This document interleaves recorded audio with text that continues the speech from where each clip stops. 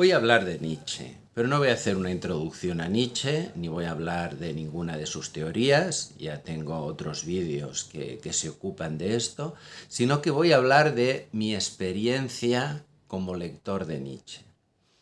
La lectura yo siempre la he entendido como un ejercicio espiritual, ¿eh? La lectura es algo que de alguna manera tiene que transformarte.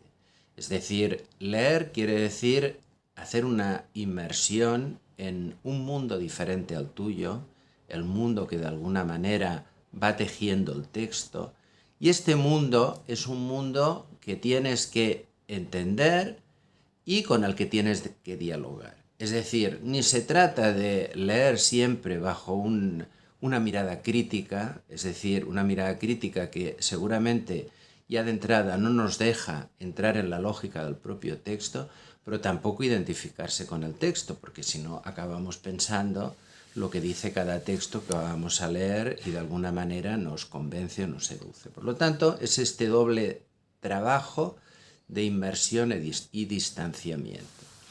Bien, me he pasado muchas décadas, creo que empecé a leer a Nietzsche, bueno, seguramente hace quizás ya 50 años, o sea, mi lectura de Nietzsche fue una lectura, digamos, espontánea, o sea, yo tuve una formación filosófica en el bachillerato.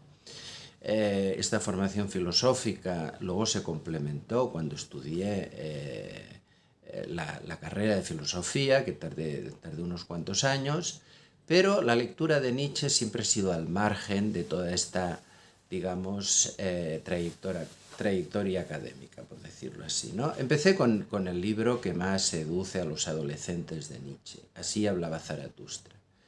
Un libro muy poético, un libro que realmente conmueve, un libro que te sacude. Bien, a partir de estas lecturas fui haciendo otras diferentes no solo porque eran evidentemente otros libros, ¿no? Sino porque tenían un lenguaje que era, yo diría, no sé si radicalmente distinto, pero sí bastante del propio texto profético, simbólico, de Así hablaba Zaratustra. Por ejemplo, la genealogía a la moral, que es el tratado más sistemático dentro de la asistematicidad de Nietzsche, y bueno, luego libros de aforismos como la de la ciencia, libros que completan aforismos con pequeños artículos como El crepúsculo de los ídolos, como Más allá del bien y el mal, Ecce Homo, que también es un libro excesivo, pero muy interesante, ¿no? Para aproximarse al mismo personaje de Nietzsche. Y también El Anticristo, que parece un libro algo excesivo también, pero que dice cosas muy, muy interesantes, ¿no? He leído a autores que hablan sobre Nietzsche, muy interesantes también, como por ejemplo Después de Nietzsche de Giorgio Colli. Este me parece quizás el libro más interesante, ¿no? Y biografías, y dentro de las cuales vale la pena recalcar Vidas de Nietzsche, de Miguel Morey, ¿no? Bien, evidentemente he leído más cosas de Nietzsche y he leído más cosas sobre Nietzsche, pero bueno, esto da un poco una visión de conjunto de lo más significativo, ¿no? Vamos a ver, con Nietzsche he tenido una relación muy ambivalente y muy variable, digamos, en función de la época, ¿no? Es decir, yo mismo he ido cambiando y estos cambios han hecho que mi diálogo con Nietzsche fuera diferente. Hay algunas cosas de Nietzsche que nunca me han gustado, ¿eh? O sea, esta cierta misoginia que tenía, su desprecio, por ejemplo, por las masas, que no es tanto un desprecio, digamos, por la masa como tal, que bueno, podríamos estar todos de acuerdo que la masa no tiene nada, digamos, de interesante ni de defendible, ¿no? Pero detrás de aquí veo un desprecio mucho a por ejemplo, a la clase obrera, ¿no? O sea, un elitismo aristocrático que yo no le doy una dimensión política. En esto estoy de acuerdo con Giorgio Colli, que no se tiene que hacer una lectura política de Nietzsche, aunque algunos autores, por ejemplo Nicolás González Varela, ha planteado en su libro Nietzsche contra la democracia, que realmente las posiciones concretas que tuvo Nietzsche, digamos, en diferentes momentos fueron claramente reaccionarios, ¿no? En contra de todos los movimientos obreros, movimientos de defensa de derechos, los movimientos igualitarios, los movimientos democráticos. Nietzsche estuvo en contra de todo esto, ¿no? Ahora bien, Nietzsche no tuvo nada que ver con el nazismo. Esto es una lectura absolutamente distorsionada, motivada por la manipulación de textos que hizo su hermana. Pero, y cualquier lector de Nietzsche pues se da cuenta que, igual que no se puede hacer una lectura de izquierdas de Nietzsche, pues tampoco se puede hacer una lectura,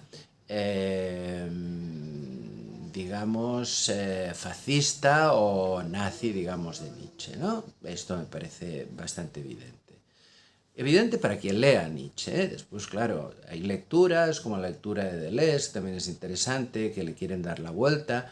Por ejemplo, los textos de Bataille, que también son muy interesantes sobre Nietzsche, pero que bien, Nietzsche está allá, tiene sus textos y dice lo que dice. A mí hay cosas que no me gustan, precisamente como persona que siempre me he considerado de izquierdas. Ahora, sin hacer una lectura, digamos, política de Nietzsche, sí que hay elementos que me parecen tremendamente impactantes, como su apuesta, digamos, por la vida, su apuesta, yo diría, trágica por la vida, sumiendo la parte de dolor que comporta, esta visión que tiene de la propia trayectoria de Occidente, de la muerte de Dios, me parece muy lúcido, la llegada del nihilismo, su propia crítica, digamos, del nihilismo.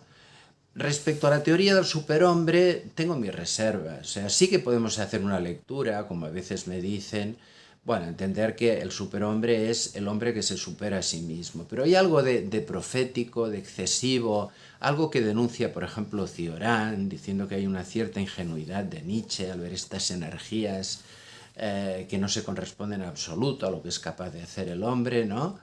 Pero sí que esta idea de crearse los propios valores me parece muy interesante, ¿no? Y me parece muy válida, ¿no? Sobre todo Nietzsche me interesa mucho desde el punto de vista de los matices, no tanto las grandes afirmaciones, por ejemplo lo del eterno retorno, que también hay muchas lecturas posibles, pero parece que Nietzsche tampoco lo aclara nunca, ¿no? La propia teoría de la voluntad de poder, pues bueno, que es una teoría, parece bastante discutible, ¿no? No deja de ser una teoría metafísica, como dice Heidegger, ¿no? Y bueno, quizás una teoría metafísica mal enfocada, ¿no? Y con unas consecuencias que no son demasiado buenas, ¿no? Pero bien, todo esto se merece otras discusiones. La teoría de la verdad de Nietzsche, la importancia que le da al lenguaje, al perspectivismo, también me parece muy interesante, ¿eh? Quizás se ha hecho también lecturas excesivas, pero vale la pena leer lo que dice Nietzsche en este sentido. Por lo tanto, desde aquí invito a una lectura de Nietzsche, a una lectura que, como digo, tiene que ser por una parte de inmersión, porque hace falta entrar al mundo de Nietzsche primero para entenderlo, pero también de distancia, digamos, crítica.